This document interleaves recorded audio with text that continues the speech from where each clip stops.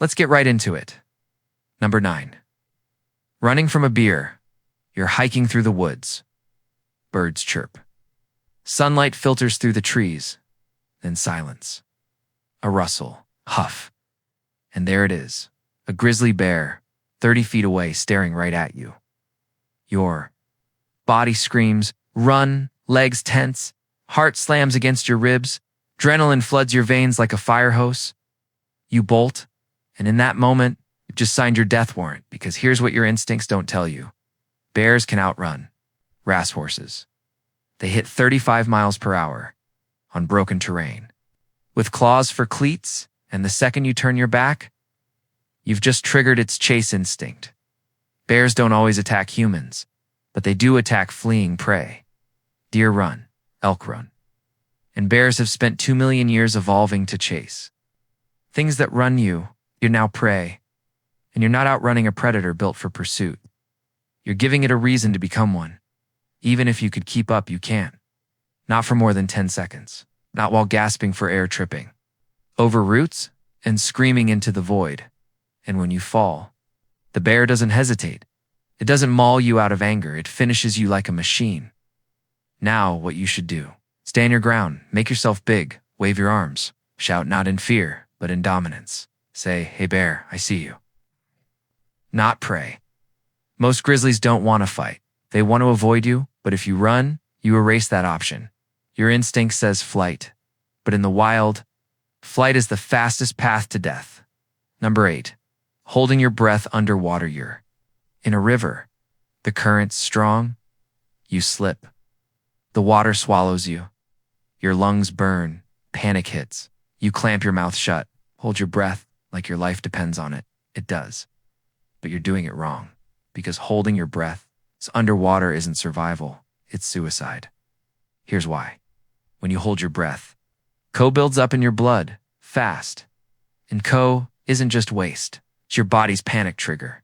It screams at your brain, breathe now or die. That urge to inhale, it's not weakness, it's biology. Fight it, and your brain starts short-circuiting. You black out.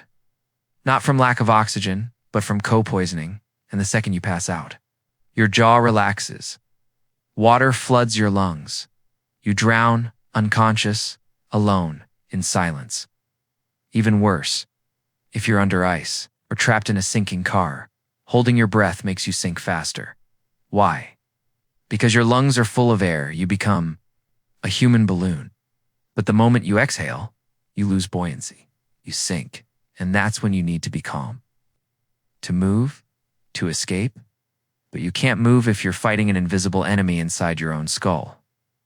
The truth, best swimmers don't hold their breath. They exhale slowly, a steady stream of bubbles, then surface and gasp. They ride the panic. They don't fight it because the human body can survive. It's 3 minutes without oxygen, but it can't survive 3 seconds without surrendering to instinct. So next time you're under, don't hold your breath. Let it go. Exhale. Float. Number 7. Hiding in a car during a tornado. The sky turns green. The wind howls. Sirens wail. You're on the highway. No shelter. Time. You see your car. It's metal. It's solid. You dive inside. Roll up the windows. Duck below the dashboard. You think you're safe? You're not. You're in a metal coffin. Here's what your brain doesn't know. A tornado doesn't just blow, it sucks. It creates a vacuum that can lift a school bus like a toy, and your car weighs less than a refrigerator. One strong gust, and you're airborne, flying at 100 miles per hour. Spinning, CRUMPLing. And when you crash, you're not just injured, you're shredded by glass, metal, and debris. Even if the car stays grounded, windows will implode. Not from wind, from pressure. Tornadoes drop atmospheric pressure so fast, the air inside your car expands like a bomb. Windows explode inward. At 200 miles per hour, and you're sitting in the blast zone now. What should you do? Get out? Find a ditch? A culvert? A low-lying area? Lie flat. Cover your head, because the ground is the only thing a Noto can't lift. Your instinct says shelter in the car, but the car isn't shelter. It's a death trap on wheels. Asterisk number 6. Drinking seawater when you're thirsty or stranded. No food, no water, the sun hammers down, your mouth is cotton. What? Your tongue swells. You hallucinate rivers, then you see it. The ocean, you kneel. Scoop a handful, pour it into your mouth. It tastes like salt and regret. And in that moment, you just signed your death certificate, because seawater isn't water, it's poison. Your kidneys filter salt. But seawater has 4 times the salt your body can handle. So what happens? Your kidneys work overtime pulling water from your blood to dilute the salt, so you pee, but you lose more water than you gain. You're not hydrating, you're dehydrating. Faster, and as salt builds up, your cells shrivel like raisins, your brain shrinks, your nerves misfire, you become confused, paranoid, violent. You start seeing ships that aren't there. You scream at mirages. And when your sodium level hits critical, your heart stops. No warning, just silence. Sailors have gone mad, drinking seawater. Some jumped overboard, convinced the ocean was made of wine. You don't die from thirst. You die from believing the ocean can save you. The truth. Don't drink it. Collect rain. Build a solar still. Suck moisture from plants. But never, never drink the sea, because it doesn't quench thirst. It feeds it till you're too weak to stop. Number 5. Warming up a hypothermic person. With your body heat-shore in the mountains, a storm hits. Your friend collapses, pale, shivering, barely conscious. You pull them close. Hug them. Try to share your warmth. You think you're saving them. You're killing them. Because here's what you don't. Hypothermia isn't just cold. It's a fragile balance. When core temperature drops, the body clamps down. Blood retreats. To the heart, brain, lungs, limbs go cold, but the core stays warm. Now, when you hug them, you warm their skin, and their blood vessels open, and that freezing blood from their arms and legs rushes back to the heart. It's like injecting ice. Directly into the chest, the heart gets hit with a cold shock. It can fibrillate, quiver uselessly, or just stop. Doctors call this afterdrop. Your friend was cold, but stable.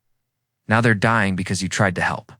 Even worse, if they're wet, your body heat can make them colder. How? You warm their clothes, creating damp, clammy layers that pull heat from their body. It's called conductive heat loss. You're not warming them. You're accelerating their death the right way. Remove wet clothes. Wrap in dry insulation. Warm slowly. No hot drinks. No rubbing. No skin-to-skin, just dry, passive warmth. Because in hypothermia, kindness can be lethal. And the person who tries the hardest to save a life is often the one who ends it. Asterisk number 4. Trying to escape a quicksand pit by pulling yourself out to or crossing a marsh. The ground feels soft, then suck. Your foot sinks. You pull hard. The more you pull, the deeper you go. Now you're up to your waist. Panic explodes. You thrash, twist, yell. You're fighting for your life, but you're doing it all wrong. Because quicksand isn't a bottomless pit. It's sand, water, and clay, a non-Newtonian fluid. It acts solid when you hit it, but liquefies when you move. So every time you pull or twist, you're making it easier to sink, and the harder you fight. The faster you drown now, what should you do? Stop. Lie back. Spread your arms like you're making a snow angel. Let your body float. Quicksand is denser than your body. You can't sink completely unless you panic, but if you stay calm, you'll float at chest level. Then slowly inch your way out, roll onto solid ground. But if you fight, you exhaust yourself. You sink deeper, and when night falls, no one hears you scream. Your instinct says fight, but survival says stop moving, because the only way out of quicksand is to stop trying. To escape? Number 3. Lighting a fire inside a snow cave you were buried in a blizzard. No shelter, no heat. You dig a snow cave. Cold, but safe. You pull out your lighter, gather twigs, you light a fire right in the center. Warmth floods. In you smile, you're alive. Then the ceiling starts to drip, then crack, then collapse. Snow crashes down, smothers the fire, buries you. You suffocate in the dark. Because here's what your brain doesn't know. Snow melts at 0 degrees Celsius. And fire. It burns at 600 degrees Celsius. Even a small flame can melt the walls and ceiling in minutes. And when the ice melts, it doesn't just drip. It weakens the structure. One hot spot, and the whole cave can fail. Even worse, carbon monoxide in a sealed snow cave. Smoke doesn't rise. It fills the space. You breathe it in, odorless, invisible. You get drowsy. You lie down. You never wake up. Fire in a snow cave isn't warmth. It's a slow-motion execution. The right way. Use a candle, not a fire. It gives heat without melting the walls, or better body heat and insulation. Because in the Arctic, heat is the enemy. Too little, you freeze. Too much, you die in an avalanche of your own making. Number 2, playing dead with a mountain lion on a trail. Dogs barking in the distance, then silence. You turn, yellow eyes, low crouch, tail twitching. A mountain lion, your brain flashes back to bear advice. Play dead, you drop, curl into a ball. Close your eyes. You think you're safe. You're not, because mountain lions aren't bears. They're predators and predators. Love easy prey. And what does a motionless human look like? Dinner. Unlike grizzlies, mountain lions attack from stealth. They don't back down. They don't scare easy. They test their prey. They'll bite, poke, drag, and if you don't fight back, they start eating now. What should you do? Stand tall, grab a stick, a rock, a backpack, yell, not in fear, but in rage. Make yourself look dangerous. Back away slowly. Never turn your back, because mountain lions stalk from behind. Your instinct says freeze, but freeze, and you become food. Fight, and you might survive. Because the only thing scarier than a mountain lion is a human who refuses to die. Number 1, following the water downstream when lost or deep in the forest. No map, no phone. You panic, then you hear it, the sound of running water, relief floods.